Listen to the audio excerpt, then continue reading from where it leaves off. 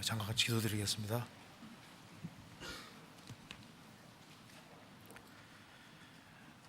저희를 사랑하시는 하나님 아버지, 오늘도 저희들을 한자리에 불러 모아주시고 살아계신 하나님의 말씀으로 교훈받게 해주신 것을 감사합니다.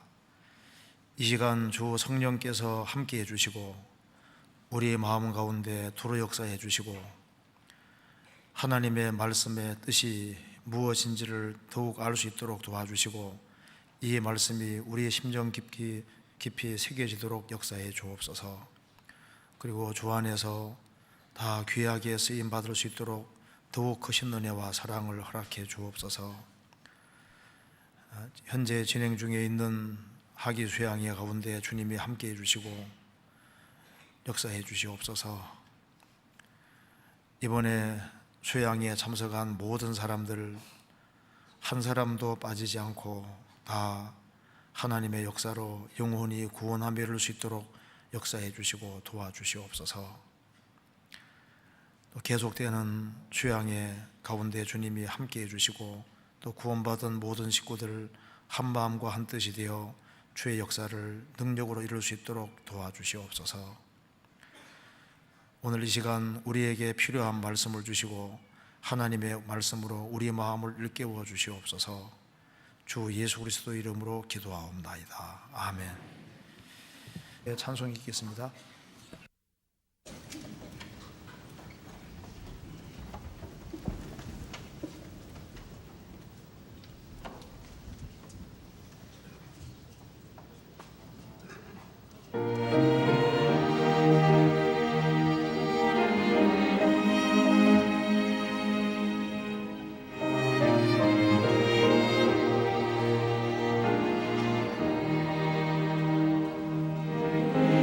다시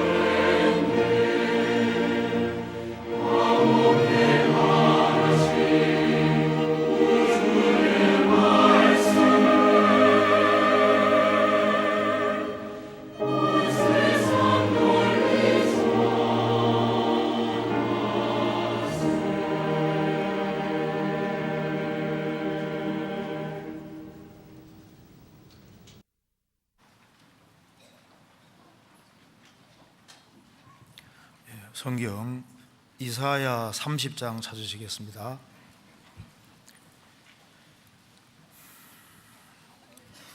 이사야 30장, 제가 먼저 몇 군데를 읽겠습니다. 이사야 30장 1절입니다. 여호와께서 가라사대 화 있을진저 패역한 자식들이여, 그들이 계교를 베푸나 나로 말미암지 아니하며 맹약을 맺으나 나의 신으로 말미암지 아니하였음이로다. 그들이 바로의 세력 안에서 스스로 강하려 하며 애굽의 그늘에 피하려 하여 애굽으로 내려갔으되 나의 입에 묻지 아니하였으니 죄에 죄를 더하도다. 그러므로 바로의 세력이 너희의 수치가 되며 애굽의 그늘에 피함이 너희 수욕이 될 것이라. 넘겨봅시다. 8절입니다. 이제 가서 백성 앞에서 서판에 기록하며 책에 써서 후세에 영영이 있게 하라. 대저 이는 피역한 백성이요 거짓말하는 자식이요 여호와의 법을 듣기 싫어하는 자식이라. 그들이 선지자의 기르기를 선견하지 말라. 선견자의 기르기를 우리에게 정직한 것을 보이지 말라. 부드러운 말을 하라. 거짓된 것을 보이라. 너희는 정도를 버리며 첩경에서 돌이키라.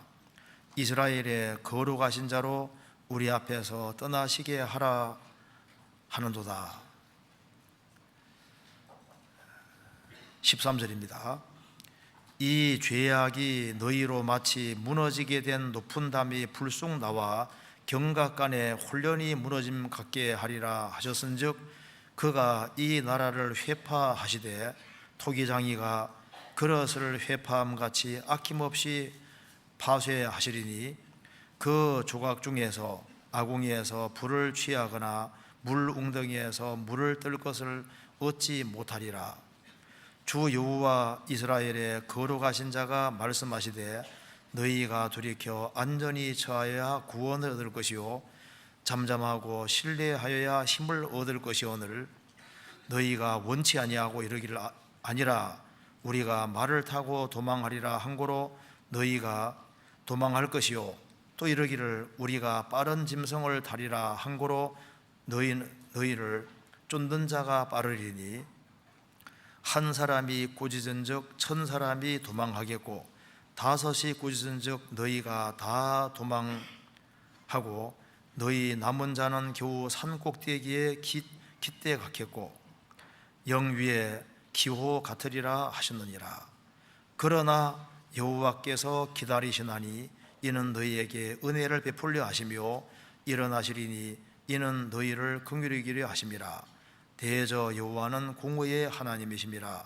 무릇 그를 기다리는 자는 복이도다. 26절입니다. 여호와께서 그 백성의 상처를 싸매시며 그들의 맞은 자리를 고치시는 날에는 달빛은 햇빛 같겠고 햇빛은 7배나 되어 7날의 빛과 같으리라. 26절을 같이 읽어보겠습니다. 여호와께서 그 백성의 상처를 싸매시며 그들의 맞은 자리를 고치시는 날에는 달빛은 햇빛 같겠고 햇빛은 7배나 되어 7날의 빛과 같으리라. 거기까지입니다. 지금 1차 수양회가 진행 중입니다. 지금 오늘 주일 오전 지금 복음을 풀고 있는 시간입니다. 그래서 이번에 새로 많은 사람들이 참석을 하고 있는데 정말 한 명도 빠짐없이 다 구원받았으면 좋겠습니다. 현재 한 30분 전에 이렇게 물어보니까 수양회 1차에 7,550명 정도가 등록해서 지금 말씀을 듣고 있다고 합니다. 이번에도 새로 많은 사람들이 참석했는데 그래서 일단 제가 상담을 해보니까 수양에 오신 분들은 참 마음이 좋은 것 같아요. 그래서 안 찾는 마음이 별로 없는 사람도 수양에 와서 있으면서 이제 말씀 들으면서 또 분위기 보면서 마음이 빨리빨리 바꿔집니다. 그래서 우리 시대에 사람을 구원하기에 제일 좋은 자리가 정말 수양의 자리다, 이런 것이 정말 실감이 납니다. 너무 바쁜 세상이기 때문에 한 곳에 모아놓고 3박 4일 다른 걸 다 뒤로 하고 오로지 영혼에 대해 생각하고 자기 구원에 대해 생각을 하고 또 다른 세상적인 거하고 좀 구별되어 있기 때문에 그나마 인생에 대해서도 진지하게 생각하고 구원을 받는 것다고 생각이 듭니다. 그래서 계속적으로 기도해 주시기 바랍니다. 오늘은 저게 이사야 30장 말씀을 중심으로 해서 특별히 26절의 의미를 같이 한번 생각을 해보도록 하겠습니다. 여기 26절에 여호와께서 그 백성의 상처를 싸매시며 그들의 맞은 자리를 고치시는 날에는 달빛은 햇빛 같겠고 햇빛은 7배나 되어 7날의 빛과 같으리라. 이 의미를 한번 우리 신앙생활 관련해서 한번 생각을 해보도록 하겠습니다. 자, 이제 이사야 30장 배경을 보면은 아주 급박한 상황인 걸 알 수 있습니다. 이스라엘은 불순종을 거듭해서 아시리아에 의해서 아주 심하게 핍박을 받았습니다. 아시리아에 의해서 북이스라엘이 멸망을 당했고 남유다도 하나님이 도와주지 않았으면 완전히 망할 상황이었던 겁니다. 그리고 나중에는 바벨론에 의해서 이스라엘이 철저하게 심판을 받고 70년 동안 유랑민족이 되는 겁니다. 그래서 여기에 이사야 3장은 아시리아의 침공을 염두에 둔 것도 있고 바벨론이 침공하는 것도 염두에 두고 있고 여러 가지가 복합적으로 되어 있습니다. 그래서 이제 위기 상황인 것은 확실합니다. 그래서 먼저 여기에 개요를 잠깐 생각해 봅시다. 여기 이제 이사야 30장 1절에 보시겠습니다. 1절에 이스라엘에게 죄가 기록이 되어 있습니다. 1절에 여호와께서 가라사대 화 있을진저. 이사야 3장은 화로 시작이 되고 있습니다. 왜 화를 당하게 되어 있냐면은 패역한 자식들이여 그들이 계교를 베푸나 나로 말미암지 아니하며, 여기 나 하나님을 가리킵니다. 나로 말미암지 아니하며, 하나님 백성이면 당연히 하나님 중심의 삶을 살아야 되는데 그들이 계교를 베푸나 나로 말미암지 아니하며 맹약을 맺으나 나의 신으로 말미암아 하지 아니하였음이로다. 그들이 바로의 세력 안에서 스스로 강하려 하며 애굽의 그늘에 피하려 하여 애굽으로 내려갔으되 나의 입에 묻지 아니하였으니 죄에 죄를 더하도다. 구원도 그렇고 신앙생활도 하나님께 묻고 하나님 중심으로 모든 삶이 되어져야 되는데 여기에 계속적으로 나로 말미암지 아니하며 나의 신으로 말미암아 하지 아니하였다고 했습니다. 그리고 나의 입에 묻지 아니하였으니 죄에 죄를 더하도다. 그러니까 하나님을 중심으로 살지 아니하고 하나님을 등지고 눈에 보이는 세력을 기대고 있습니다. 이 당시에 에집트라는 나라가 강한 나라이기 때문에 하나님보다 에집트 나라를 더 실제로 생각하고 그 에집트 나라의 도움을 구하는 겁니다. 그래서 애굽으로 내려갔다고 했습니다. 애굽의 그늘에 피하려 하며 애굽으로 내려가서되 나의 입에 묻지 아니하였으니 죄에 죄를 더하도다. 3절에 그러므로 바로의 세력이 파라오 왕의 세력이 너희의 수치가 되며 애굽의 그늘에 피함이 너희 수욕이 될 것이라. 그래서 하나님보다 에집트와 에집트 파라오 왕의 그늘에 피하고 그게 도움을 구하러 갔습니다. 그래서 6절 이하에 보면은 온갖 재물을 끌고 파라오 왕에게 갖다 주면서 도움을 청하는 것이 나와 있는 겁니다. 그리고 하나님께 묻지 않은 이것도 문제고 또 한 가지는 하나님 말씀을 등지는 시대였던 겁니다. 8절에 이제 가서 백성 앞에서 서판에 기록하며 책에 써서 후세에 영영이 있게 하라. 대저인은 패역한 백성이요 하나님을 거스리는 백성이요 거짓말하는 자식이요 여호와의 법을 듣기 싫어하는 자식이라. 하나님 말씀을 듣기를 싫어했습니다. 그래서 10절에 그들이 선지자에게 이르기를 선견하지 말라. 선견자에 이르기를 우리에게 정직한 것을 보이지 말라. 부드러운 말을 하라. 거짓된 것을 보이라. 선지자나 선견자가 그렇게 살면 망한다는 것을 정확히 얘기하고 어떻게 사는 것이 바른 길인지를 얘기하는데 그걸 듣기 싫어하는 거예요. 정직한 얘기를 듣기 싫어하고 우리에게 부드러운 말을 하라. 2번 밑에 혹 아첨이라 그랬죠. 아첨하는 말을 하라. 거짓된 것을 보이라. 11절에 너희는 정도를 버리며 첩경에서 돌이키라. 이스라엘의 거룩하신 자로 우리 앞에서 떠나시게 하라 하는도다. 그러니까 정직한 길, 첩경, 지름길 이런 것을 알려주는 것을 싫어하는 거예요.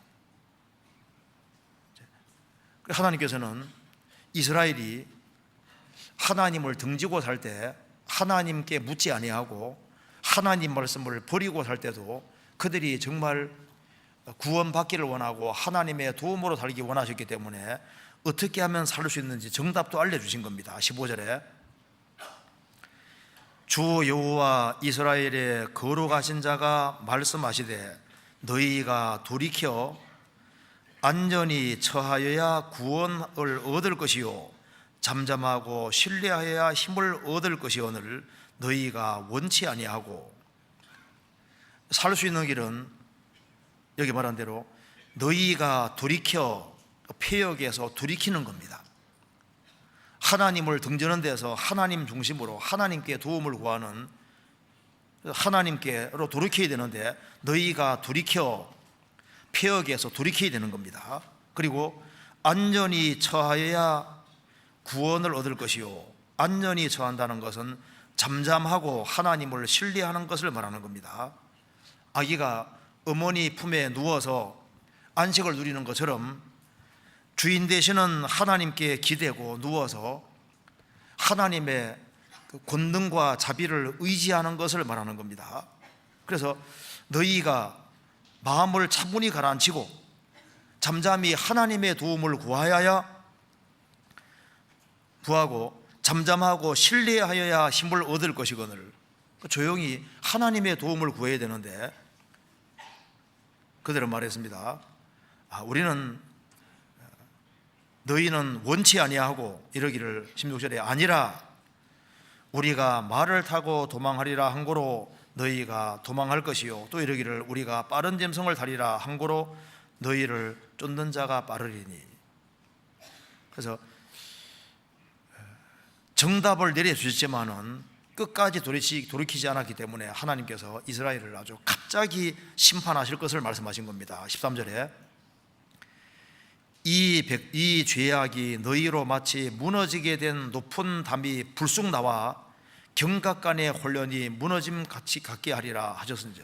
그러니까 하나님을 등지고 살아가면은 자주 책망을 받고도 목이 고든 사람은 갑자기 패망당하고 피치 못한다는 말씀대로 이스라엘이 갑작스럽게 심판을 받을 걸 말씀하신 겁니다. 그래서 14절에 그가 이 나라를 회파하시되 토기장이가 그릇을 회파함같이 아낌없이 파쇄하시리니. 토기장이가 진흙 그릇을 아주 완전히 부숴버리듯이 하나님께서 북이스라엘을 완전히 심판하시고 남유다도 심판해버리지 않습니까? 북이스라엘은 기원전 722년에 아시리아에서 완전히 박살나서 지구상이 없어지지 않습니까?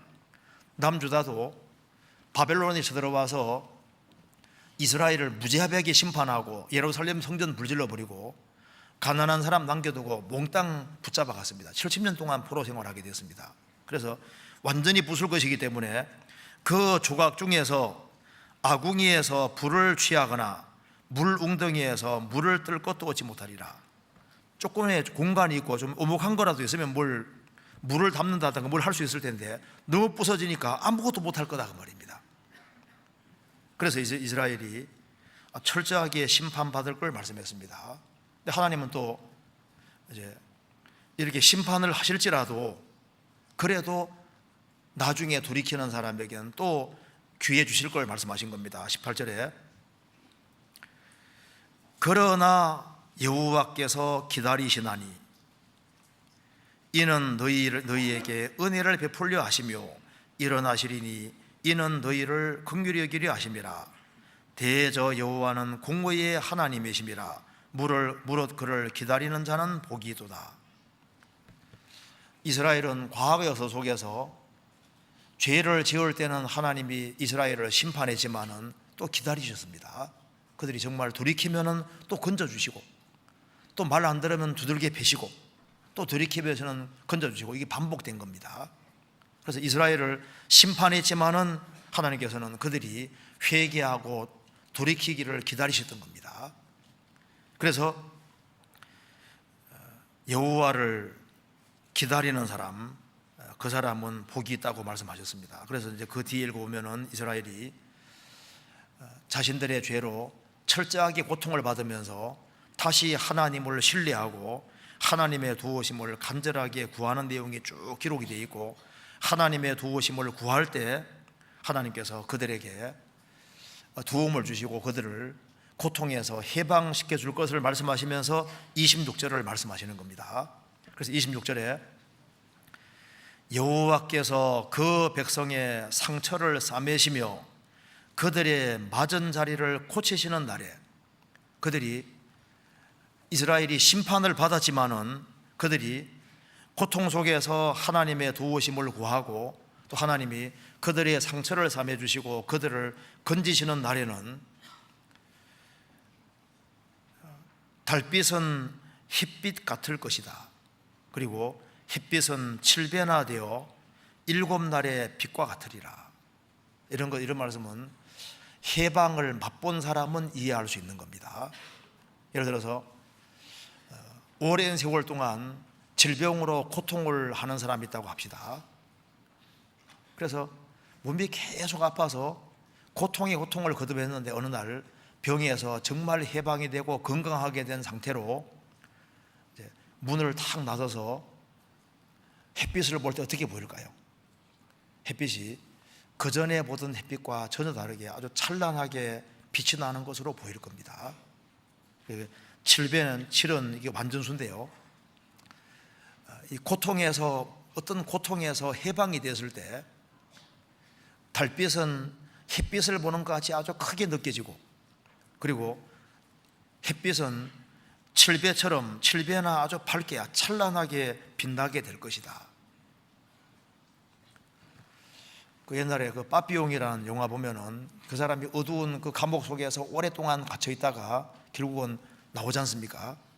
그 오랫동안 그 어두컴컴한 감옥 속에 있다가 나와서 햇빛을 보게 될 때, 그 캄캄함이 심한 사람은 햇빛을 보게 될 때 그 과거에 보던 햇빛하고는 분명히 다르게 느껴질 겁니다. 이스라엘이 바벨론에 70년 동안 포로 잡혀가서 70년 동안 지렁이 같이 됐을 때 아주 비참하게 됐다가 하나님의 도우심으로 70년 고통에서 해방이 될 때, 그 해방될 때의 기쁨은 말로 표현할 수 없는 겁니다. 그 해방이 되어서 이스라엘 땅에 돌아와서 이스라엘 땅에서 달빛을 보고 햇빛을 볼 때 바벨론 지역에서 본 해와 달과 똑같은 해와 달이지만은 이스라엘 땅에 돌아와서 보는 해와 달은 다를 거다 그 말입니다. 달빛은 햇빛같이 느껴질 것이고 햇빛은 7날의 빛 같으리라. 여기 이사야 55장을 한번 찾아봅시다. 이사야 55장 12절을 보시겠습니다.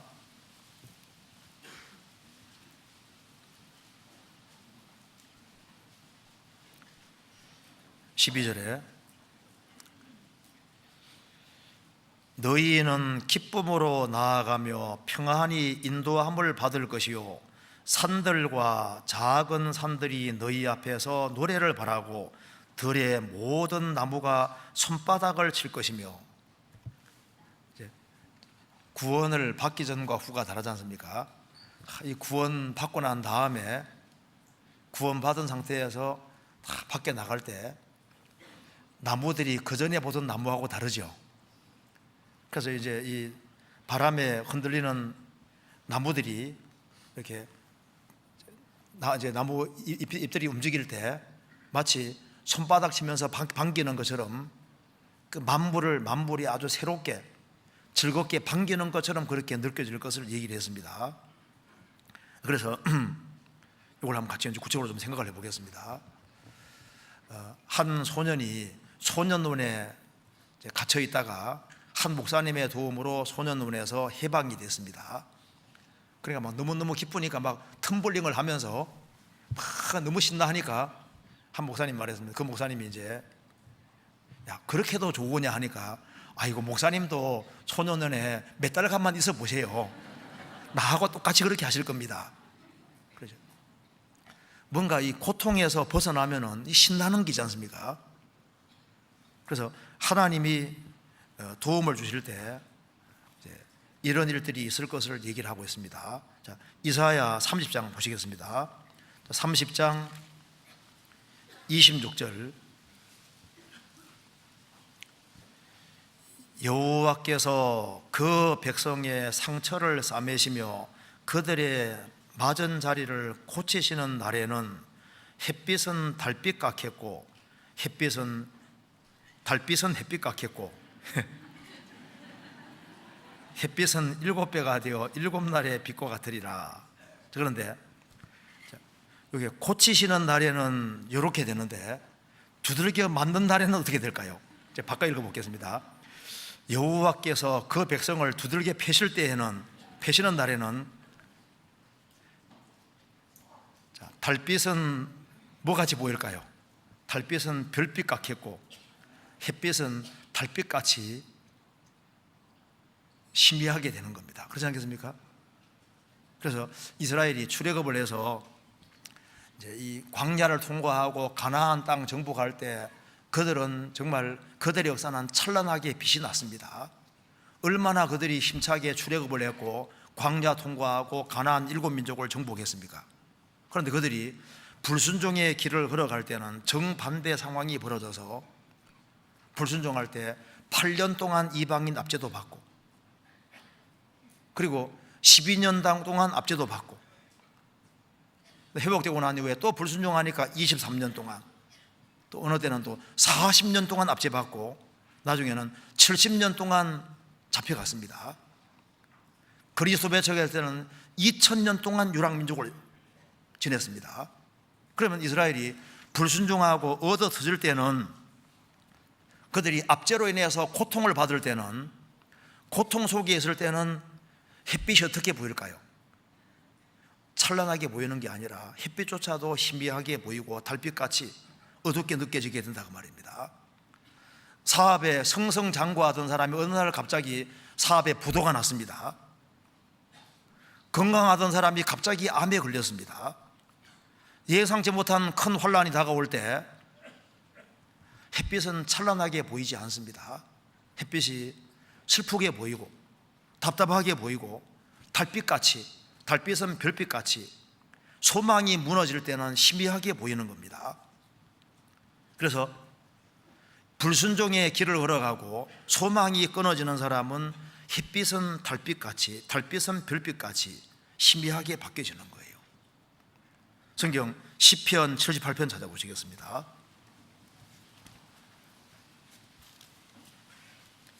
33절입니다.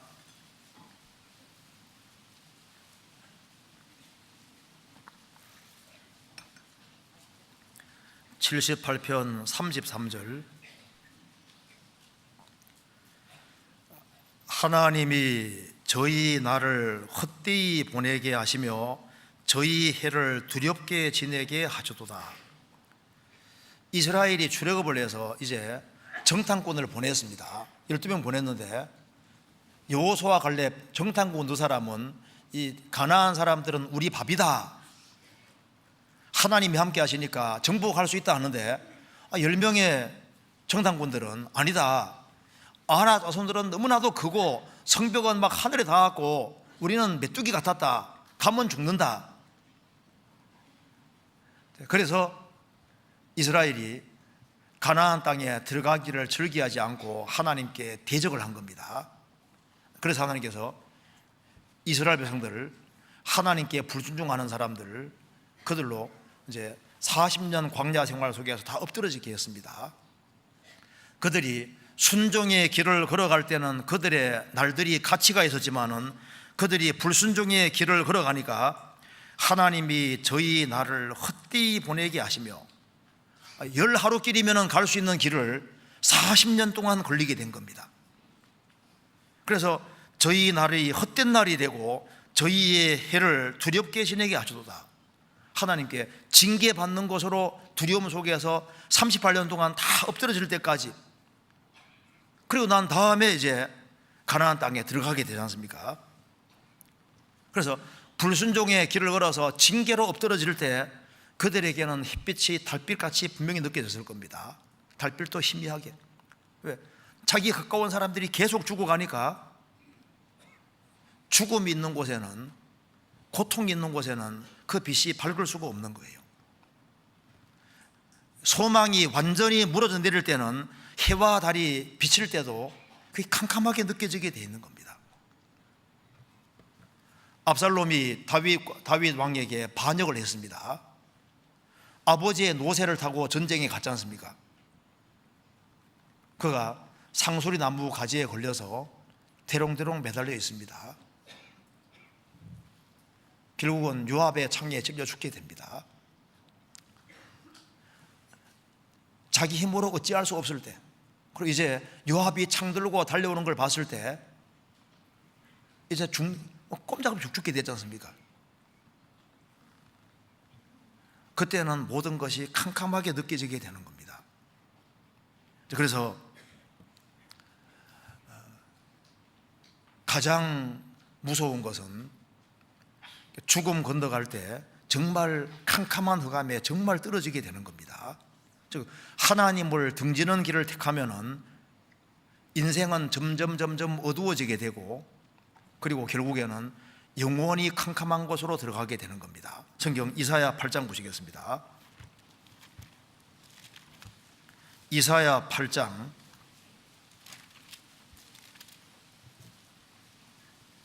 20절입니다.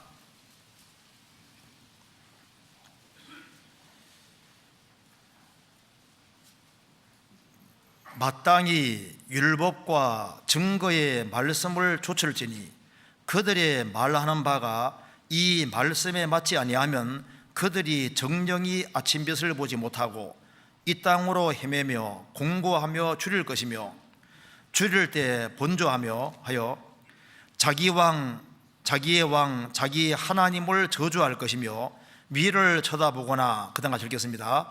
땅을 굽어보아도 환난과 흑암과 고통의 흑암 뿐이리니 그들이 심한 흑암 중으로 쫓겨 들어가리라. 하나님 말씀을 등지고 불순종의 길을 걸어가면은 그들에게는 환난이 오고, 그 다음에는 흑암이 오고, 그 다음에 환난과 흑암이 섞인 고통의 흑암이 오고, 나중에는 심한 흑암 중에 들어가게 되고, 그래도 안 돌이키면은 영원히 캄캄한 흑암, 지옥에 떨어지게 되는 겁니다.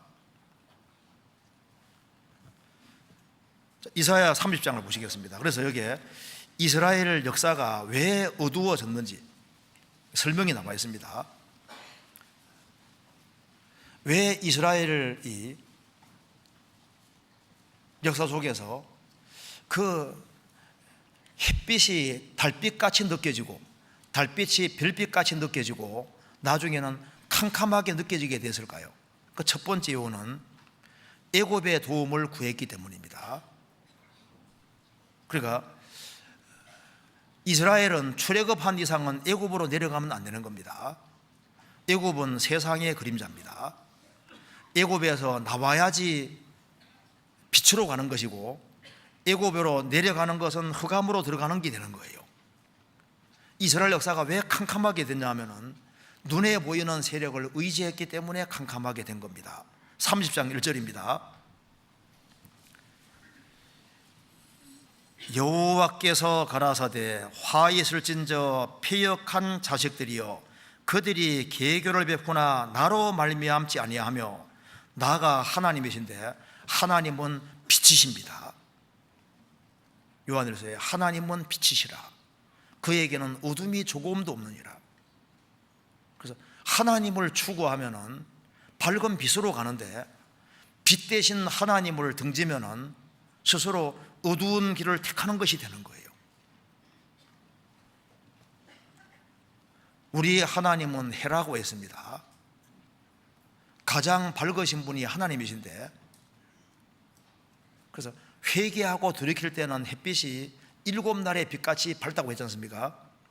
그런데 그 빛 대신 하나님을 등질 때는 캄캄함으로 떨어지는 게 되어버리는 겁니다. 그래서 계교를 베푸나 나로 말미암지 아니하며 맹약을 맺으나 나의 신으로 말미암지 아니하였음이로다. 그들이 바로의 세력 안에서 스스로 강하려 하며 애굽의 그늘에 피하려 하여 애굽으로 내려가서되 나의 입에 묻지 아니하였으니 죄의 죄를 더하도다. 에집트는 나일 강물을 의지하는 땅입니다. 애굽 땅은 비가 거의 안 와요. 그래서 골프하기에 제일 좋은 나라가 어디라고요? 에집트. 비를 거의 볼 수가 없습니다. 그런데 나일 강물은 마르지 않지 않습니까? 그러니까 애굽은 하늘 쳐다볼 필요가 없는 거예요. 농사 짓고 싶으면 나일 강물을 끌어들여서 얼마든지 농사 지을 수 있는 겁니다. 그런데 이스라엘을 출애굽을 시켜서 가나안 땅에 이끌어 들이셨는데 이 가나안 땅은 강을 의지하는 땅이 아닙니다. 하늘의 비를 흡수하는 땅이기 때문에 위를 쳐다보지 아니하면 꼼짝 못하는 땅이에요. 또 이스라엘 땅은 하늘에서 비가 내리면 비가 땅속에 쏙 들어가는 땅이기 때문에 우물도 아주 깊게 파야만 물이 나옵니다. 원래 기록에 보면은 야곱의 우물은 깊다고 했는데 한 63m인가 60m가 넘어요. 그리고 이스라엘 땅은 깊이 파야만 물이 나오기 원래 되어 있는 겁니다. 지금 많이 메꿔져서 지금 30몇 미터, 40m 이렇게 된다고 하는데요. 원래 이스라엘은 그래서 비가 내리면 땅속에 쏙 들어가는 땅인 겁니다. 그러니까 하나님이 안 도와주면 농사를 못 짓는 땅이니까 이제 가나안 땅은 일단 위를 쳐다봐야 살 수 있는 땅인 거예요. 그런데 애굽 땅은 하늘 쳐다볼 필요가 없습니다. 그러니까 이제 왜 애굽은 항상 성경에서 화가 있다고 표현하는 이유가 있는데 애굽은 세상을 가르치는 거예요. 아브라함이 하나님 말씀을 따라서 가나안 땅에 들어갔습니다. 가나안 땅에 기근이 서서 애굽으로 내려갔지 않습니까? 기근피해서 애굽으로 내려갔는데 그 애굽에 내려간 것 때문에 파라오 왕이 보니까 사라가 너무 이쁜 거예요. 아브라함 아내 사라가 너무 이쁜 겁니다. 그래서 자기 아내로 취하려고 했지 않습니까? 하나님이 안 도와줬으면 아내를 빼앗기는 겁니다. 근데 하나님의 도움으로 나오긴 나왔지만은 거기에서 하갈 달고 나와서 결국에는 하갈 통해서 이스마엘이라는 아들이 태어나게 되고 이스마엘 후예가 아랍 사람이 되고 그래서 이제 이스라엘과 대대로 원수지간이 되는 그 엄청난 문제가 발생됐는데 성경은 뭘 말합니까? 일단 애굽으로 내려갔다면 손해보게 돼 있는 거예요. 그 애굽은 세상의 그림자고 캄캄함의 그림자입니다. 이스라엘이 에집트 살 때도 흑암 재앙 때에도 에집트에는 흑암 재앙이 있는데 이스라엘 땅에는 고센 땅 이스라엘 사람들이 사는 곳에는 광명이 있었다고 되어 있지 않습니까? 애굽은 캄캄한 곳인 거예요. 세상은 캄캄한 곳이고 그리고 거기에는 소망이 없다는 것을 보여주는 겁니다. 애굽으로 내려가는 사람은 인생이 어둡게 바뀌도록 되어 있는 거예요. 자, 예레미야서 이제 43장, 42장, 43장, 44장에 보면은 이제 이스라엘 백성들이 묻습니다. 우리가 이스라엘 땅에 있을까요? 애굽에 내려갈까요? 하나님 말씀했습니다. 예루살렘에 머무르라. 애굽에 내려가지 마라. 그런데 그 명령을 어기고 결국은 애굽에 내려가게 됩니다. 그래서 예레미야가 뭐라 말했습니까? 너희들은 정령이 알라. 내 말이 성립되었는지 너희 말이 성립된지 알리라. 너희들이 애굽으로 내려가면 망한다 했지 않습니까? 그래서 그들이 애굽으로 내려가니까 하나님이 바벨론 나라 들어서 결국은 에집트까지 가서 그들을 심판해 버리잖아요. 여기에 성경은 말했습니다. 에집트는 이스라엘이 하나님보다 에집트를 의지하고 에집트 왕을 의지하고 에집트의 그늘에 의지할 때 그들이 역사가 캄캄해지는 것을 성경에서 말을 하고 있는 거예요. 그 뒤에 이사야 30장 6절에 보시겠습니다.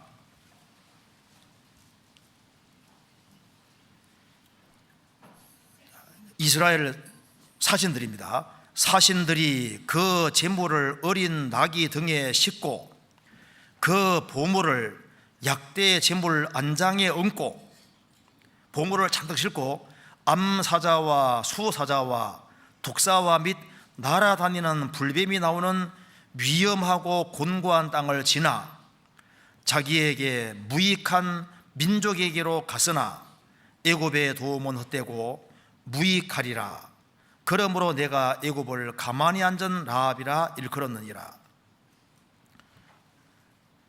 애굽의 도움을 구하기 위해서 보물을 잔뜩 싣고 그리고 그게 사자가 있고 수사자, 암사자가 있고 독사가 있고 날아다니는 불뱀이 있는 그 위험한 광야를 지나서 그 공고한 땅을 지나서 그 멀리 애굽까지 가서 도움을 구한다 그 말입니다. 그런데 그 애굽의 도움은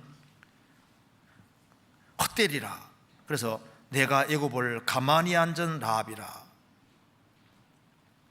그 NIV 성경에는 더도 nothing으로 되어 있습니다. 그러니까 아무것도 아니다 그 말이에요. 아무것도 할 수 없는 그런 존재에게 기대다 그 말입니다. 그러니까 애굽은 이스라엘에게 도움이 안 되는 나라인 거예요. 그래서 여기 이제 첫 번째 밝히는 사실은 왜 역사가 이렇게 험해지느냐? 엄연히 하나님이 살아계심에도 불구하고 하나님께 기대지 아니하고 눈에 보이는 것을 기댈 때 그들 역사가 캄캄해지는 것을 보여주는 거예요. 또 한 가지는 말씀을 버리는 것 때문에 그들 역사가 어두워지는 겁니다. 주의 말씀은 내 발의 등이요 내 길의 빛이니이다. 말씀이 빛입니다. 그래서 하나님 말씀을 등지면은 결국은 흑암으로 떨어지게 되는 겁니다. 8절입니다. 이제 가서 백성 앞에서 서판에 기록하며 책에 써서 후세에 영영이 있게 하라. 대저희는 피역한 백성이요 거짓말하는 자식이요 여호와의 법을 듣기 싫어하는 자식이라. 그들이 선자에게 이르기를 선견하지 말라. 선견자에게 이르기를 우리에게 정직한 것을 보이지 말라. 부드러운 말을 하라. 거짓된 것을 보이라. 하나님 말씀이 빛이니까 하나님 말씀 붙잡으면 빛 가운데로 될 텐데 그들 인생이 밝아질 텐데 하나님 말씀을 붙잡지 아니하니까 그들 역사가 캄캄하게 지게 되는 겁니다. 여기 여호와의 법이라고 했는데 법은 강제적인 겁니다. 반드시 그렇게 해야 되는 겁니다.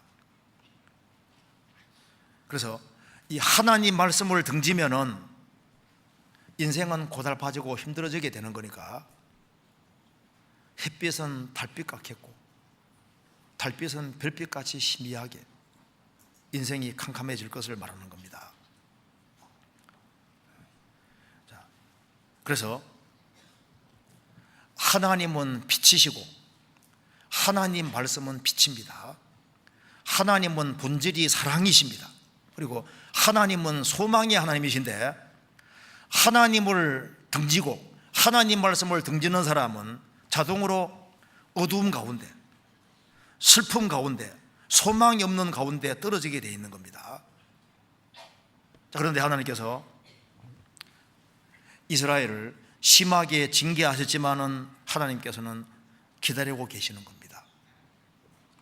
18절에 같이 읽겠습니다.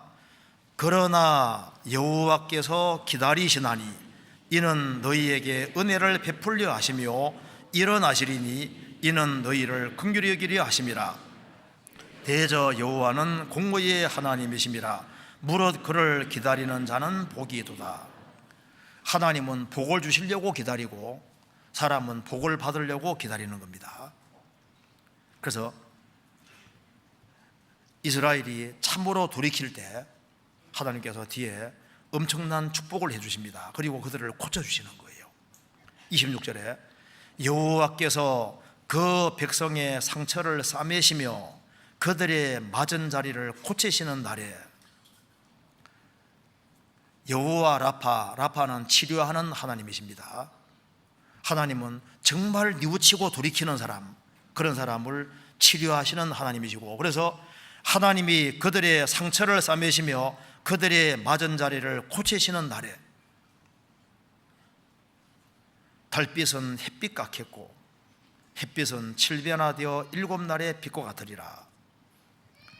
출애굽기 1장을 읽어보면 이스라엘은 에집트에서 책직을 맞으면서 무거운 짐에 눌려서 살고 있습니다. 그들은 아무 소망이 없습니다. 그들이 에집트에서 신음하고 고통할 때, 소망의 빛이 보이지 않을 때 그들이 해가 내리쬐는 곳에서 일을 했겠지만은 해는 슬픈 빛을 띠고 있고 슬프게 느껴졌을 겁니다. 그런데 이제 모세 인도로 이스라엘 백성들이 출애굽을 할 때 에집트에까지 재앙 내려지는 걸 보고 홍해바다 갈라지는 것을 보고 그들이 출애굽을 하고 나올 때 그들은 얼마나 신이 났겠습니까? 에집트에서 430년 동안 있다가 거기에서 건짐 받을 때 그들은 정말 신이 났을 것이고, 여기에 말한 대로 달빛은 햇빛같이 느껴지고 햇빛은 7배나 되어 7날의 빛같이 그렇게 느껴졌을 겁니다. 이스라엘이 바벨론 포로로 잡혀가서 70년 동안 바벨론에서 정말 고통 속에 살고 지렁이같이 됐습니다. 그들은 바벨론에서는 노래할 수 없었던 겁니다. 그래서 시편 147편에 보면은 120 한번 찾아봅시다. 100 찾아봅시다. 여기에 시편 137편 봅시다. 1절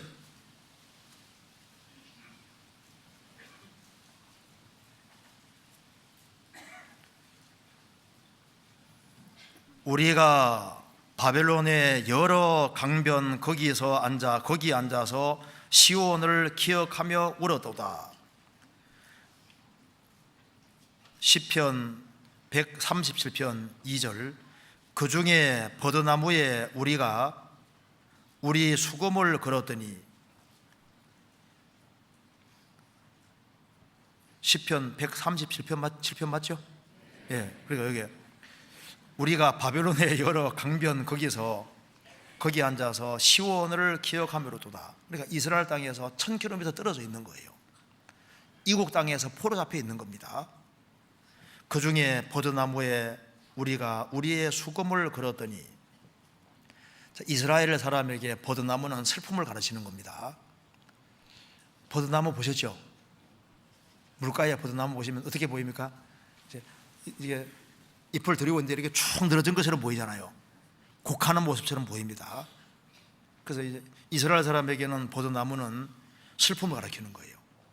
이스라엘 백성들이 바벨론에 살 때 그런 슬픔이 있고 고통이 있습니다. 그런데 그들이 이제 하나님의 도우심으로 70년 만에 바벨론에서 해방될 때 그들이 얼마나 기쁘겠습니까? 성경에서 봅시다. 시편 102편 보시겠습니다.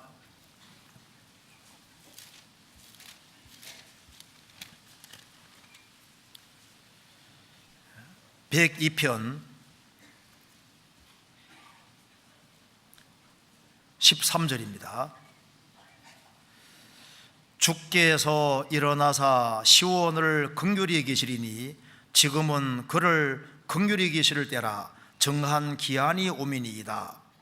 주의 종들이 시온의 돌들을 즐거워하며 그 티끌도 연휴리 여기나이다.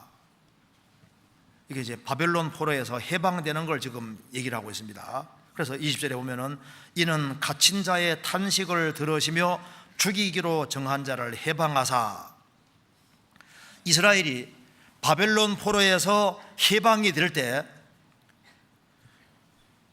그들은 이제 바벨론 포로에 해방돼서 이스라엘 땅에 돌아왔을 때 주의 종들이 시온의 돌들을 즐거워하며 그 티끌도 연두리 여기나이다. 이스라엘이 이제 바벨론 포로 잡혀갔다가 돌아왔을 때 돌을 봐도 반가운 거예요. 그리고 티끌을 봐도 불쌍한 생각이 들고 자기를 환영하는 것처럼 보이고 너무 좋은 겁니다. 우리가 이제 고향에 수십 년 만에 갔을 때 가서 보면요, 모든 것이 다르게 보이잖아요. 그거와 똑같은 겁니다. 성경 시편 126편 보시겠습니다.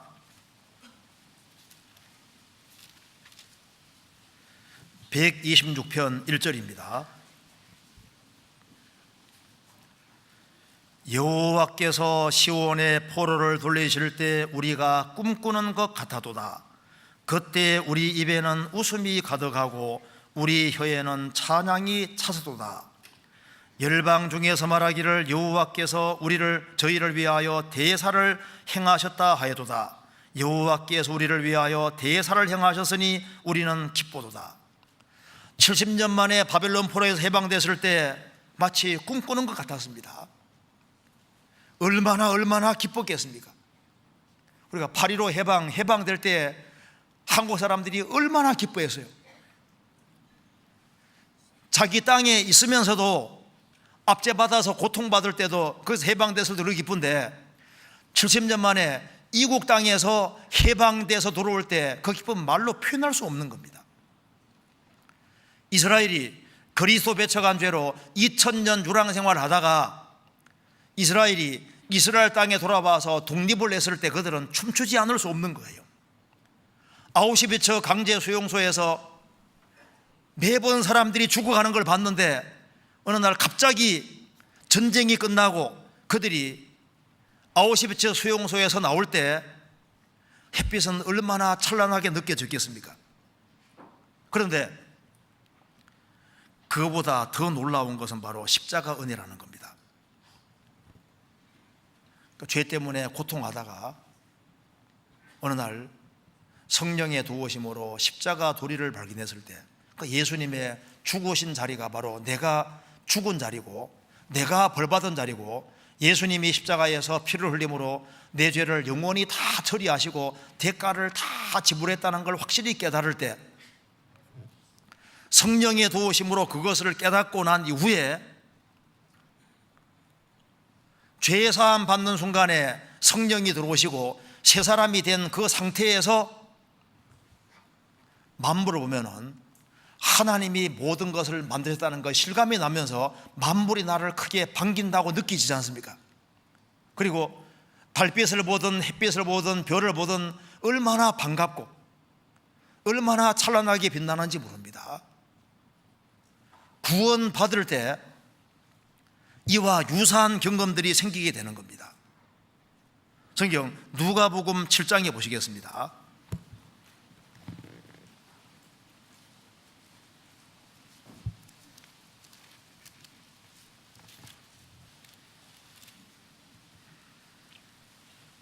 (7장) 36절입니다.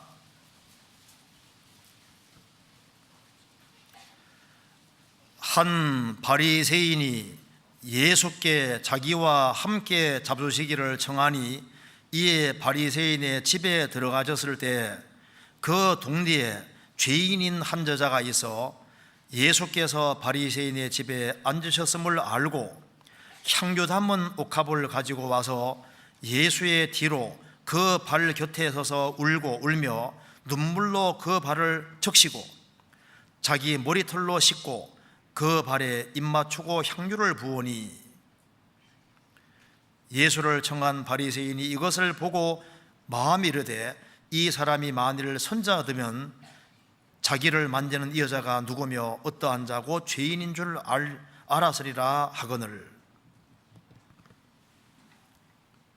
예수님이 이제 한 바리새인의 집에 초청을 받았습니다. 그때 죄 많은 한 여자가 향유 담은 옥합을 가지고 와서 예수님의 뒤로 와서 발 곁에 서서 울며 눈물로 그 발을 적시고 자기 머리털로 씻고 발에 입을 맞추고 향유를 부었습니다. 이 바리새인은 판단하는 마음을 가집니다. 이 여자가 우리 동네에서 유명한 죄인인데 예수님이 이제 이렇게 말씀하셨습니다. 이 바리새인 이름이 시몬입니다. 41절 예수님 말씀하십니다.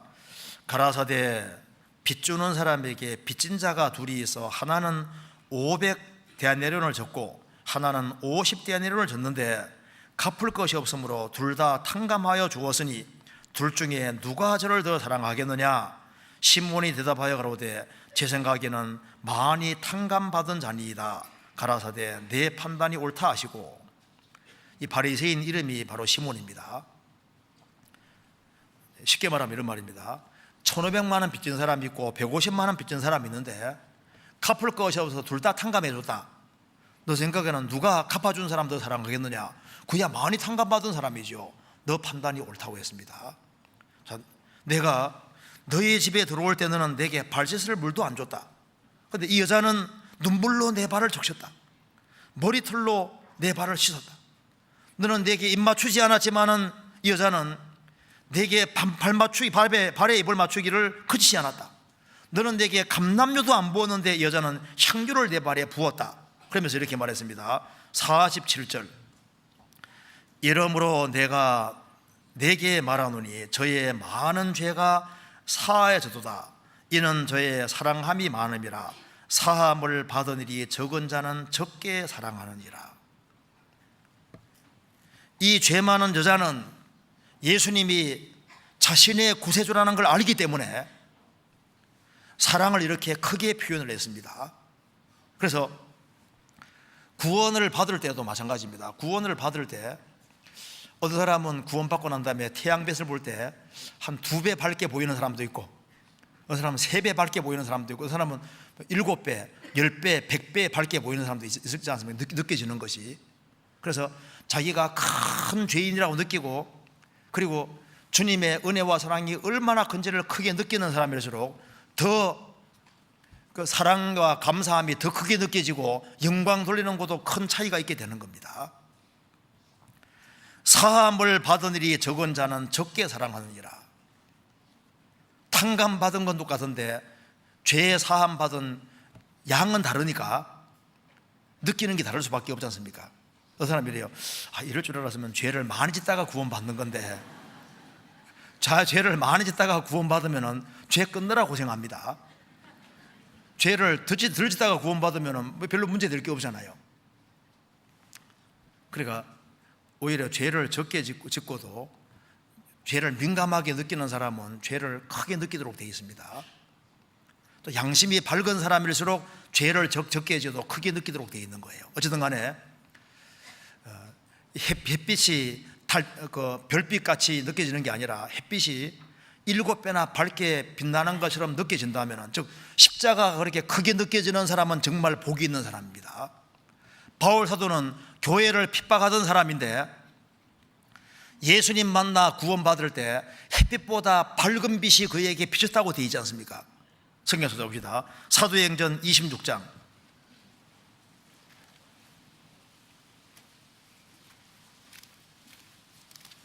사도행전 26장 13절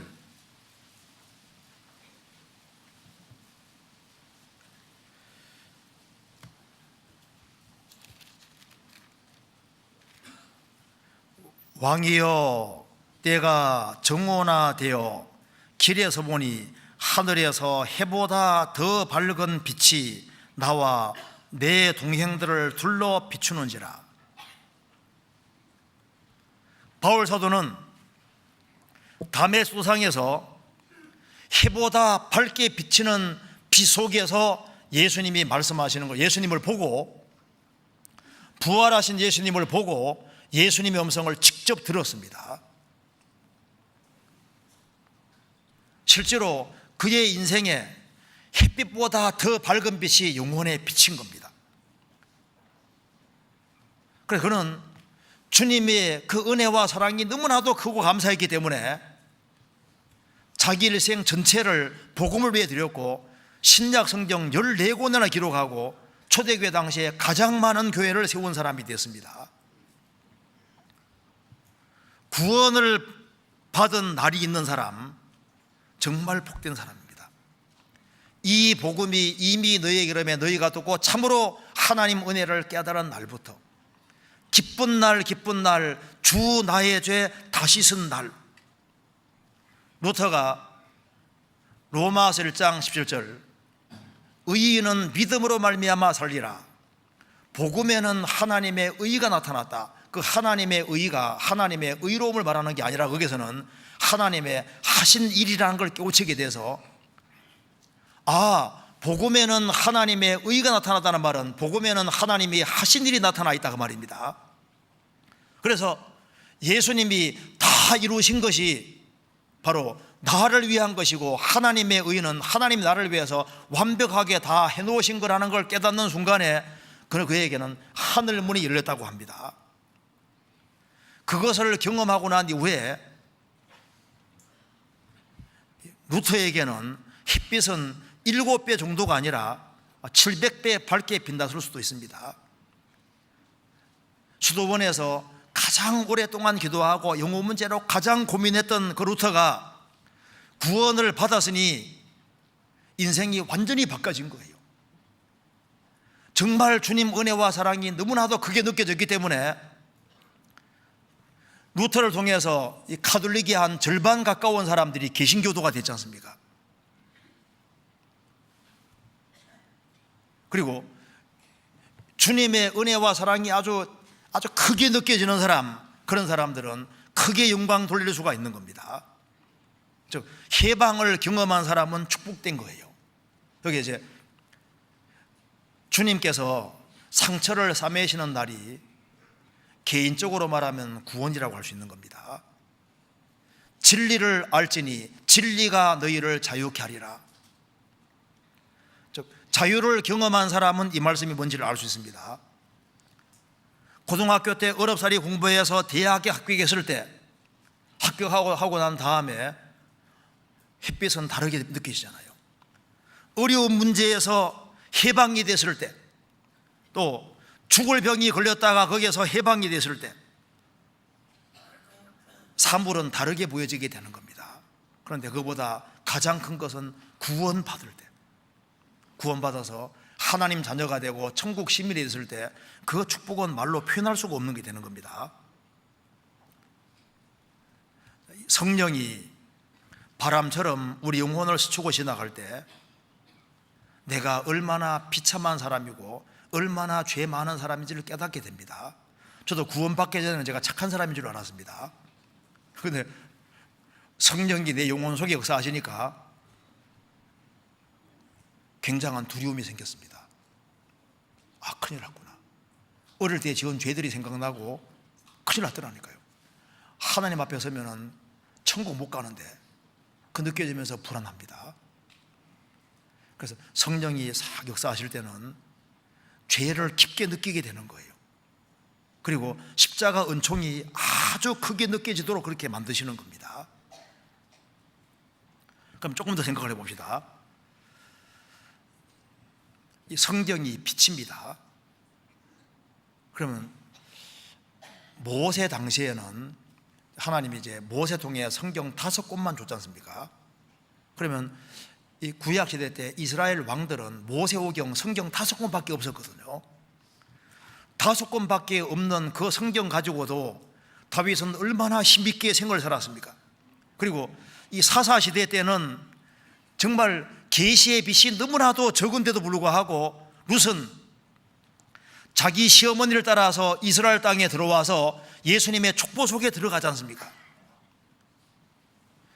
욥이라는 사람이 살던 시대에 성경의 계시의 빛은 너무 적었습니다. 그렇잖아요. 성경 기록되지 않았을 때입니다. 아브라함 때 무슨 성경이 없었지 않습니까? 그 계시의 빛이 적을 때에도 신앙생활 잘했습니다. 그러면 초대교회 당시에는 구약 성경밖에 없었음에도 불구하고 그들은 심차게 신앙생활을 했는데 지금 우리는 신구약 성경 전체를 다 가지고 있다 그 말입니다. 그 옛날에 별빛 같은 신비한 빛 속에서도 신앙생활 잘하고, 달빛 같은 속에서도, 지금 우리는 신구약 성경 완전히 다 가지고 있는 이 시대에도, 계시의 빛이 가장 밝게 비치는 이 시대에도 신앙생활 못한다면 주님 앞에서 무슨 핑계를 댈 수 있겠습니까? 정답을 확실하게 내려주시고, 신구약 성경 얼마나 확실한 계시를 가지고 있는데 우리는 완전한 성경책을 가지고 있지 않습니까? 이런 7배나 빛나는 이 빛 속에서도 신앙생활을 제대로 안 한다면 구약시대 사람들이 뭐라고 하겠습니까? 야, 나는 모세오경밖에 없는데도 이렇게 신앙생활을 했는데 너희들은 뭐하고 살았냐? 초대교회 당시에 우리는 구약밖에 없었어. 신약 성경 몇 개밖에 없었어. 그래도 신앙생활 잘했는데 너희들은 뭐냐? 우리는 신구약 성경을 다 가지고 있습니다. 성경이 또 시브리어로 헬라어로만 돼 있으면은 못 읽었다고 말할 수도 있잖아요. 그런데 이거 한국말로 번역까지 다 해주고, 또 요즘 쉽게 읽도록 가로 성경도 많이 나오고 했는데, 그러니까 신앙생활을 제대로 할 필요가 있는 겁니다. 그리고 이제 구원받고 난 이후에도 우리 삶 속에서도 햇빛이 아주 7배나 밝게 빛날 때가 얼마든지 있습니다. 어떤 사람은 구원받았지만은 이 구원의심 문제로 오랫동안 고통받는 사람이 있습니다.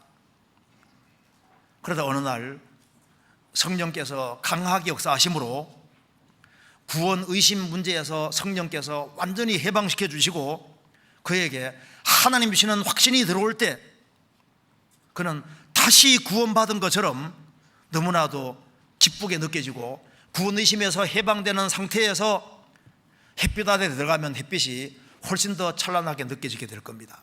그리고 가족이 구원받지 못해서 오랫동안 고민하고 오랫동안 기도했는데 가족 중에 내 사랑하는 아버지, 어머니, 내 형제지간이 구원을 받고, 또 남편 혹은 아내가 오랜 세월이 지나서 정말 구원받을 때 그 구원받는 순간에 그 전에 겪었던 모든 고통이 사라지면서 햇빛은 그전보다 훨씬 더 찬란하게 느껴지게 되는 겁니다. 그리고 오랫동안 기도했던 그 기도가 어느 날 응답이 돼서 하나님의 응답이 확신하게 느껴지고, 야, 주님은 정말 기도를 들어주시는구나, 그걸 확실히 깨달았을 때, 그때는 태양빛은 내가 보는 태양빛하고 다르게 느껴지고 훨씬 더 찬란하게 느껴지는 겁니다. 다니엘서 2장 보면은 느부갓네살 왕이 꿈을 꿨습니다. 너무나도 엄청난 꿈을 꾼 거예요. 박사들을 불렀습니다. 자, 내가 꾼 꿈도 알아내고 해석까지 해내라. 왕이여, 지금까지 그렇게 요구한 왕이 없었습니다. 신이 아니고는 어떻게 알 수 있겠습니까? 꿈을 얘기해 좀 우리가 해석하겠습니다. 내가 꿈을 얘기하면 너희 대충 끼 맞춰서 얘기할 테니까 안 된다.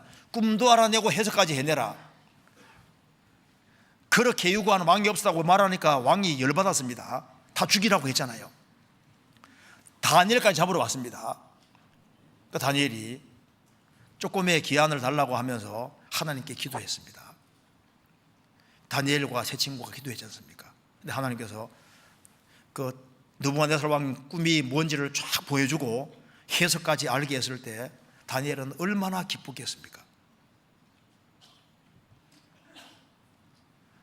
그리고 자식이 그렇게 말썽을 부려서 막 부모가 혹은 1년, 2년 동안 막 그렇게 막 고통을 했는데 자녀가 제정신 딱 차리고 신앙생활을 바르게 하고 근실하게 살아가는 모습을 볼 때, 그 고통에서 해방됐을 때 그 전의 햇빛과 그 이후의 햇빛은 다르게 느껴지는 겁니다. 과거에는 성경책을 구하기 어려웠습니다. 과거에는 성경 하나 구하면요, 이거 얼마나 좋아하는지 몰랐습니다. 책이 귀했지 않습니까? 지금 책이 너무 많으니까 사람들이요, 이거 진짜 안 보는데 이게 진짜 문제입니다. 그래서 사실 한 달마다 한 번씩 시험 쳐야 돼요. 복습을 하고 이렇게 시험 쳐야 되는데, 러시아 공산주의 시절에 한 사람이요, 이제 러시아 공산주의 시절에, 레닌 시절, 공장 시절에 성경을 다 수거해 갔습니다. 그래서 한 농부가 너무너무 안타깝게 생각하는 겁니다.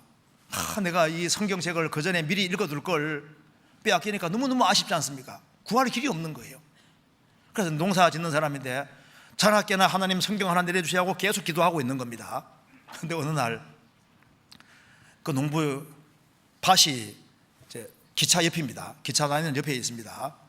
그런데 이제 한 목사님이 기차 타고 이제 이렇게 쭉 가면서 한 사람하고 이제 KGB 그 사람하고 얘기를 쭉 하다가 성경에 관심이 있어 보이기 때문에 성경책을 딱 꺼내서 얘기를 쭉 하려고 하니까 KGB가 놀래가지고 성경을 딱 붙잡고서 밖에 확 던져버린 겁니다. 던졌는데 한 농부는 하나님 성경 주세요, 성경 주세요. 성경 하나 날아와서 턱 안 키거든요. 그래서 하나님 감사합니다 하고 성경 받았으니 이때 얼마나 기쁘겠습니까? 그래서 그 사람이 이제 성경 열심히 배워서 결국은 확실한 신앙을 갖게 됐는데, 그 다음에 성경에 침례 받으라고 되어 있으니까 침례해 줄 사람을 찾고 찾다가 나중에 그 목사님을 만나게 되는 겁니다. 그 목사님에게 침례 받았다고 하잖아요. 성경을 가지고 있던 그 목사님, 러시아 실화라고 하는데 할 때 모르겠습니다. 실화인지 책에 나오니까.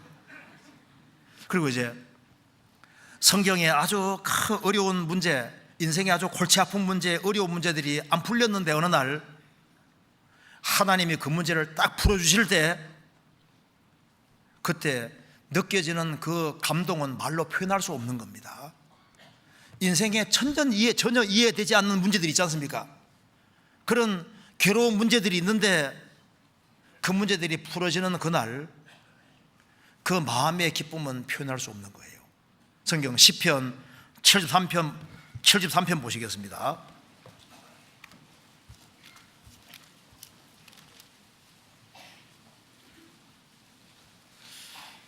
자, 73편 내용은 이렇게 되어 있습니다. 1절 보시겠습니다.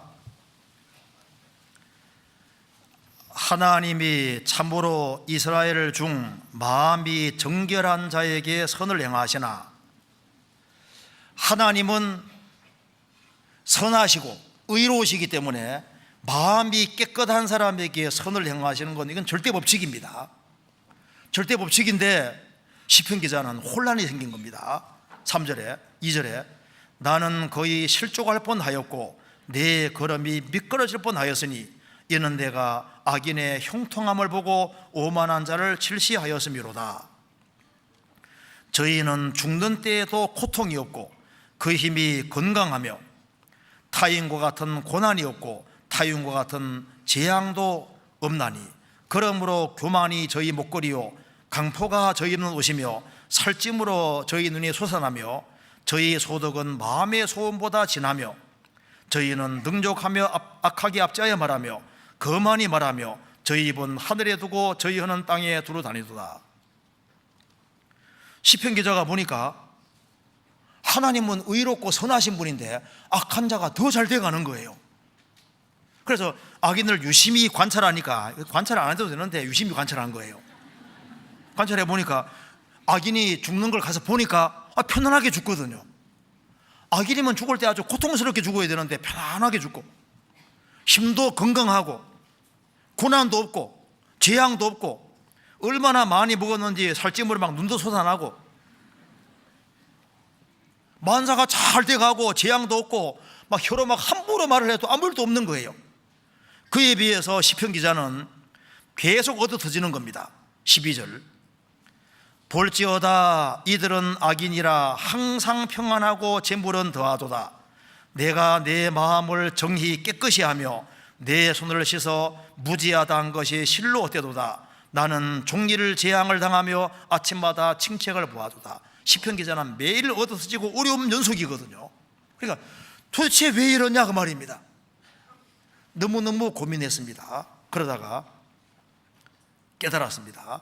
16절 내가 어찌면 이를 알까 하여 생각한 적 내게 신비 곤란하더니 하나님의 성소에 들어갈 때야 저희의 결국을 내가 깨달았나이다. 하나님의 성소에 들어갈 때 하나님이 마음을 탁 열어서 깨닫게 해주신 거예요. 뭘 깨닫게 해주냐면은 금세가 전부가 아니라 영원한 내세가 있고, 그리고 이 세상에서 그리스도인들은 훈련병이라는 걸 깨닫게 해주신 겁니다. 군대에 안 들어간 사람하고 들어간 사람 누가 더 고생합니까? 군대 입대한 사람이 더 고생하잖아요. 하나님을 확실하게 아는 사람은 주님께서 훈련시키다가 나중에 영광 주시고 이 모든 걸 다 깨닫게 됐는데, 성소에 들어갈 때 주님 딱 깨닫게 해주신 거예요. 이해되지 않는 문제들이 풀릴 때, 그때는 햇빛이 7배나 빛나게 아주 크게 보입니다. 그리고 교제에 떨어져 있다가, 오랫동안 떨어져 있다가 교제 돌아와서 신앙이 회복돼 보세요. 회복되는 사람은, 신앙이 회복되고 난 다음에는 사물이 다르게 보입니다. 야곱이 이제 처가살이 20년을 했지 않습니까? 해서 이제 에서가 이제 400명 군사 데리고 이제 잡으러 오는데, 이제 만나러 오는데, 그래서 이제는 자기 수단 방법으로 안 되기 때문에 하나님께 매달렸습니다.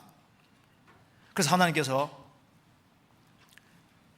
야곱을 축복해 주셨는데, 야곱은 막 계속 물고 늘어지지 않습니까? 내게 축복해 주지 않으면 하나님 가지 않게 하겠습니다 하고 막 계속 물고 늘어져서 결국은 축복을 받아내는 쪽으로 이겼습니다. 그런데 그 뒤에 뭐라 나오냐면은 해가 돋았더라, 그 말이 나와 있습니다. 성경 찾아볼까요? 창세기 32장 찾아봅시다. 환도뼈는 부러졌지만은 해는 힘있게 돋았다고 말하고 있습니다. 출애굽 창세기 32장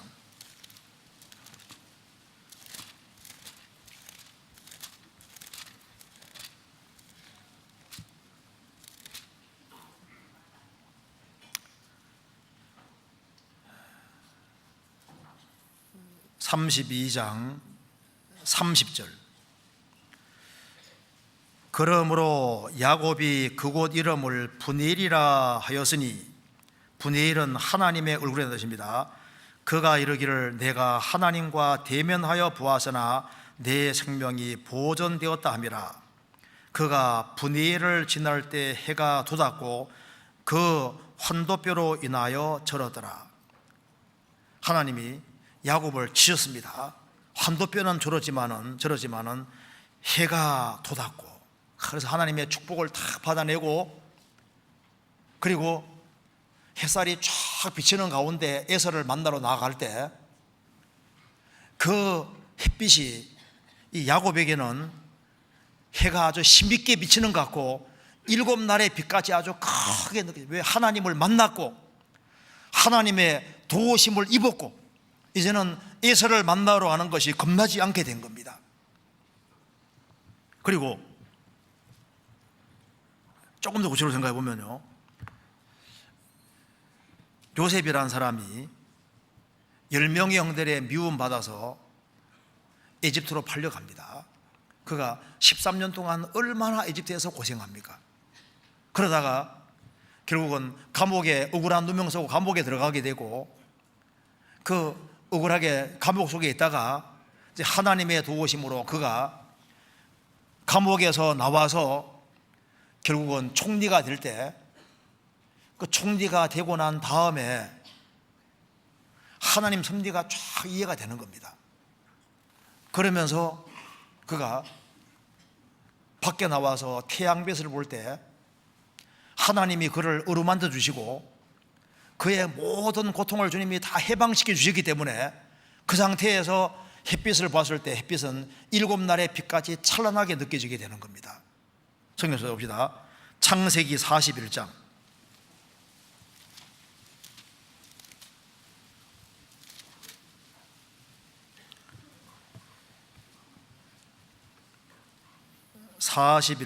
41절입니다.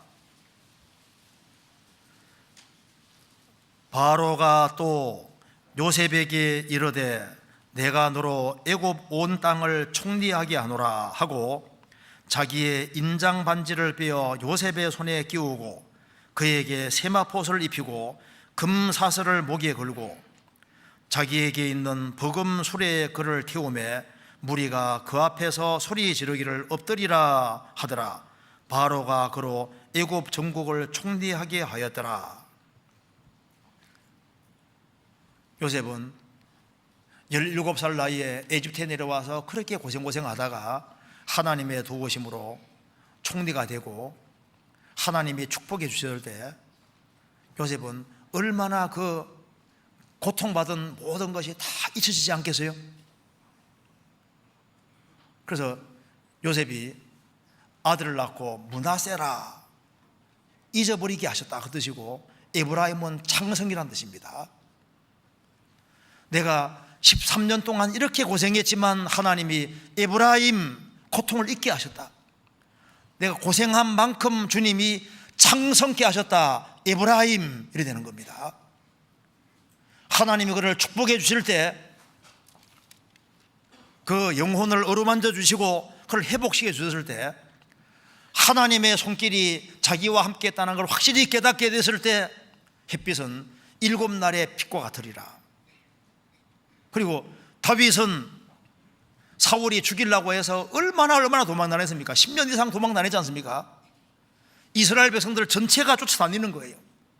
그 많은 고생 이후에 하나님이 그를 왕으로 삼으시고 통일 왕국을 이루어 주실 때 그에게 하나님의 축복이 함께 있다는 것이 확실하게 깨달아질 때 그에게도 햇빛은 7날의 빛 같으리라. 그거 맞잖아요. 요셉은 10명의 자녀가 죽고 재산 전체가 날아가고 몸 전체가 병들고 아내는 하나님 욕하고 죽으라고 하고 세 친구는 계속 공격하고 가장 비참한 가운데 있었습니다. 그런데 하나님이 나타나셔서 욥에게 말씀하시고 그를 완전히 회복시켜 주셨을 때 그는 마음속에 얼마나 큰 감동과 감격이 있었겠습니까? 하나님이 그를 완전히 회복시켜 주셨을 때 햇빛은 찬란하게 느껴지도록 되어 있는 겁니다. 그래서 구원을 경험한 사람과 경험하지 아니한 사람은 다릅니다. 그래서 지금 보세요. 지금 하나님 만든 세상에 살고 있지만은 구원받지 아니한 사람은 그냥 해를 보면 해가 있구나, 달이 있구나 이렇게 느껴집니다. 구원받은 사람은 구원받고 난 다음에는 다릅니다. 이 모든 것은 하나님이 나를 위해 만드셨다는 걸 알지 않습니까? 만물이 너의 것이라고 했습니다. 해가 비춰주는 것도 우리 자신을 위해서예요. 하나님이 나를 보라고 만물을 만들어 놓으신 겁니다. 과일을 왜 만들어 놓으셨을까요? 하나님 만든 것을 맛보고 하나님을 알으라고 하시는 거지 않습니까? 달도 해도 별도 나를 위해서 비치고 있는 것이 맞는 거예요. 그래서 구원을 받지 아니한 사람이 생을 사는 것과 구원받은 사람이 사는 것은 다릅니다. 사실 그리스도인들은 7배나 밝은 빛 가운데 사는 것과 똑같은 거예요. 잠언 8장에 너희는 밝을지니라 그 말이 있는데 아담 하와가 범죄하고 난 이후에 눈이 밝으라고 되어 있습니다. 불순종하는데 밝았다고 하는 건 무슨 말입니까? 세상을 보는 쪽으로, 자기 보는 쪽으로 밝아졌고 하나님께는 캄캄해진 거예요. 사람이 구원을 받으면 영혼이 밝아지도록 되어 있습니다. 너희는 밝을지니라, 구원받은 사람은 영혼이 밝아진 사람입니다. 바벨론 포로로 있는 사람하고 포로에서 해방된 사람은 다른 빛 속에 사는 거예요. 그래서 주님의 밝은 빛을 경험한 사람은 주의 일을 하는 겁니다. 그리고 주님의 빛이 크게 7배나 크게 느껴지는 사람은 심차게 주의 일을 합니다. 왜 느헤미야가 페르시아의 술 맡은 관원장으로서 높은 관직에 있었지만 그 모든 걸 뒤로 하고 고생길에 들어섭니까? 그는 하나님의 밝은 빛을 받아서 그런 거예요. 에스라는 왕에게 구하는 것은 다 받는 사람이지만은 그 모든 것을 뒤로 하고 120일 동안 걸려서 그 먼 곳 예루살렘까지 와서 이스라엘 백성들을 돌이키게 하고 세우는 이유는 하나님의 밝은 빛을 경험해서 그런 겁니다. 지금도 누가 주의 역사를 위해서 힘쓰고 수고할까요? 주의 밝은 빛을 경험하는 사람들, 구원을 경험하고 주님의 빛이 내게 크게 비친다는 것을 경험하는 사람은 주의 일을 한다는 특징이 있는 거예요. 그리고 무엇이 중요한 것이고 무슨 일을 해야 될지를 확실히 아는 겁니다. 그런데 우리 시대는 하나님의 빛을 잘 받지 못하는 시대가 되었습니다. 왜냐하면 이기적이고 개인적이고 자기 중심으로 살기 때문에 주님을 깊이 체험하고 알지를 못하는 겁니다. 왜 하나님이 구원받은 사람에게 어려움을 허락하실까요? 어려움 속에 있을 때 그 속에서 하나님을 더 갈구하게 되는 겁니다. 어둠이 깊은 사람은 빛을 더 소망하게 되는 거예요. 우리가 다른 사람의 위로자가 되기 위해서는 내가 더 많은 고통과 어려움을 겪지 아니하면은 다른 사람 위로자가 될 수 없는 겁니다. 주님의 빛을 크게 느끼는 사람, 은혜를 크게 느끼는 사람, 그런 사람은 더 큰 빛 가운데 사는 것이 맞는 겁니다. 그래서 여기 이제 이사야 3장 다시 봅시다. 3장에 축복으로 들어가는 길이 여기에 기록되어 있습니다. 이사야 3장 다시 봅시다.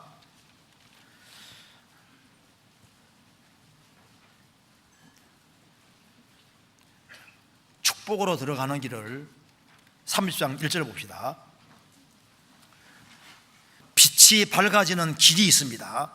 3장 1절 여호와께서 가라사대 화에 슬진 저 패역한 자식들이여 그들이 계교를 베푸나 나로 말미암지 아니하며 맹약을 맺으나 나의 신으로 말미암지 아니하였음이로다.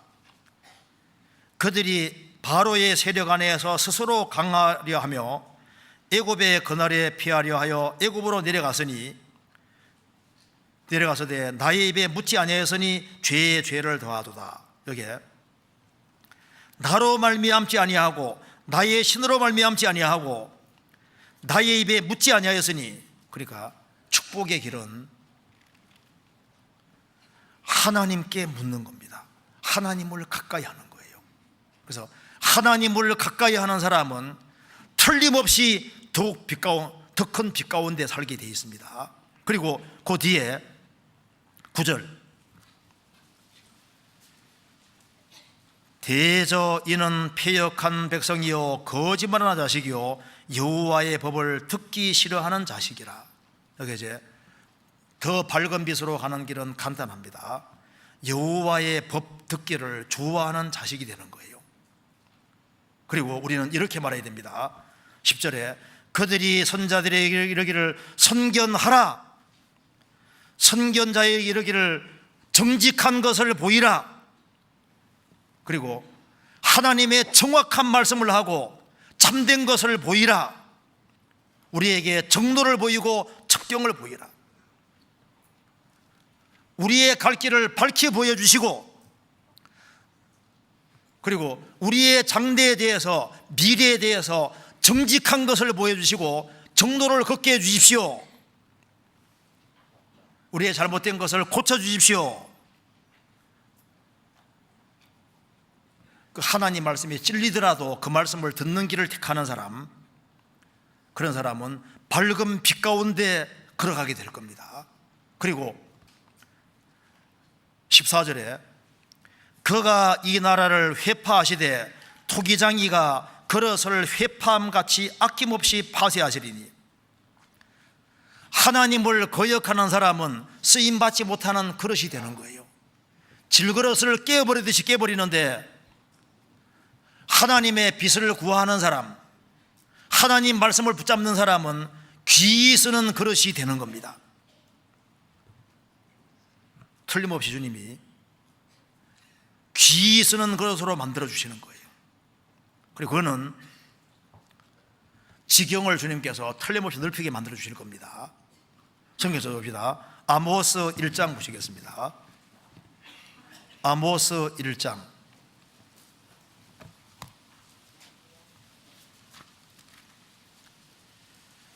1장 13절입니다.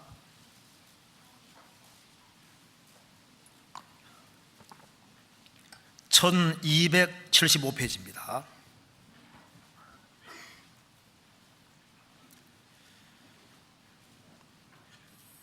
여호와께서 가라사대 암본 자손의 서너 가지 죄로 인하여 내가 그 벌을 돌이키지 아니하리니 이는 저희가 자기 지경을 넓히고자 하여 길르앗의 아이벤 여인의 배를 갈랐음이니라.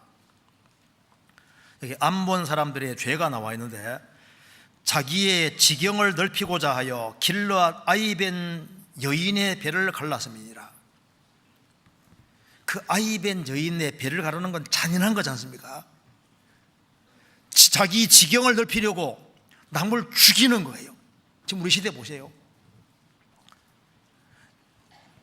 땅에 소망 두고 남에게 해를 끼쳐서라도 자기 잘 먹고 살기 위해서 자기 지경 넓히는 사람이 얼마나 많습니까?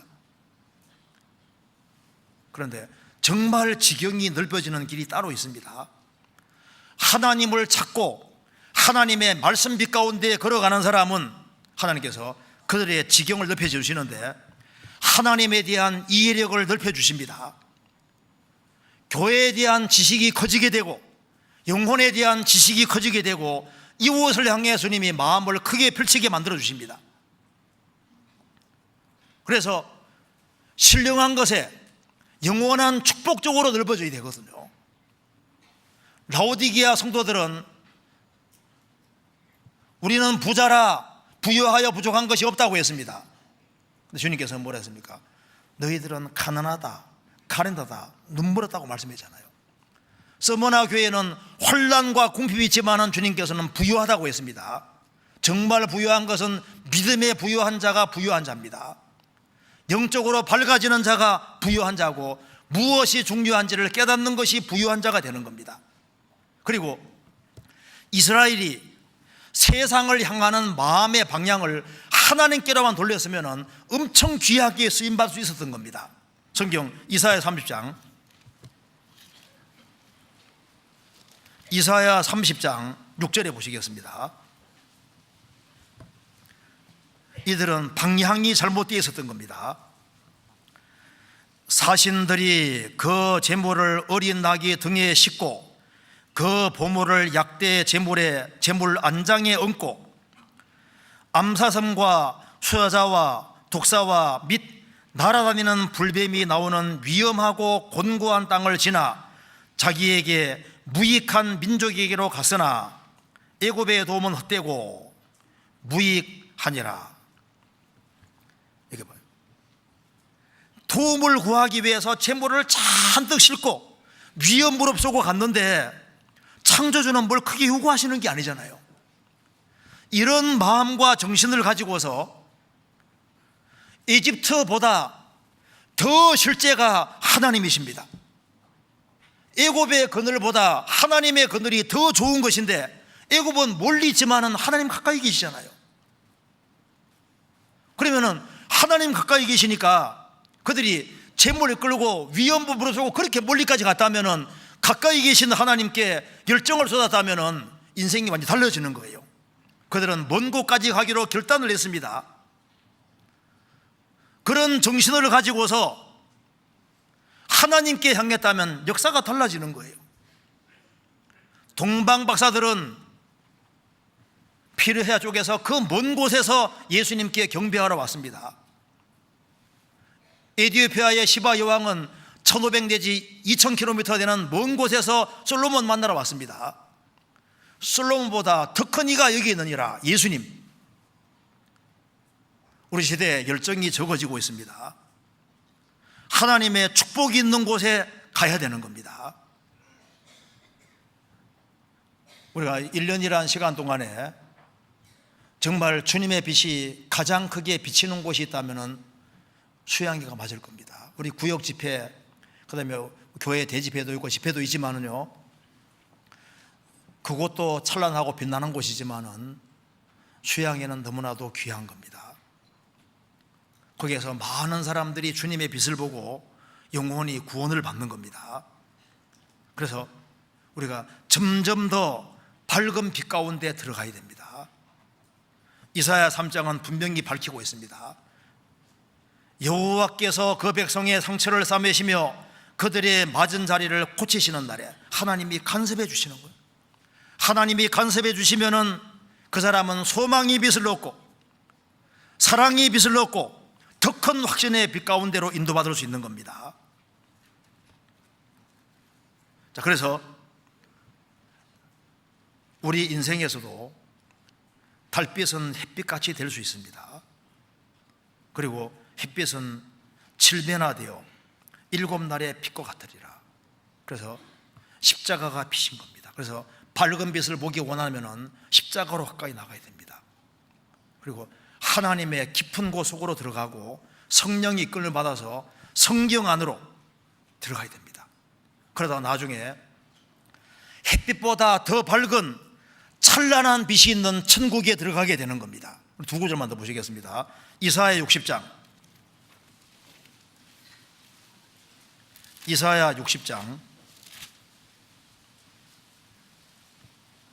19절입니다.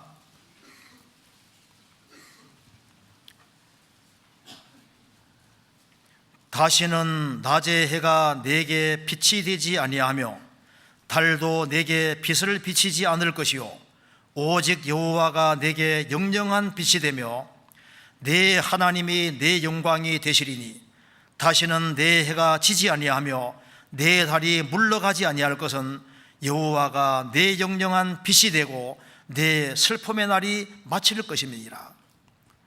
다시는 낮의 해가 내 빛이 되지 아니하며 달도 내게 빛을 비치지 않을 것이요 오직 여호와가 내게 영영한 빛이 되며 내 하나님이 내 영광이 되실 것이다.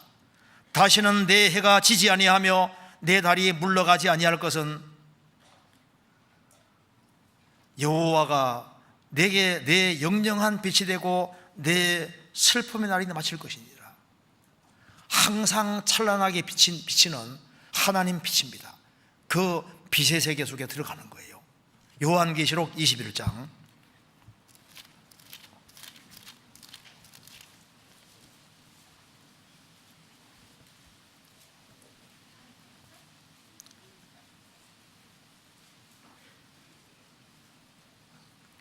23절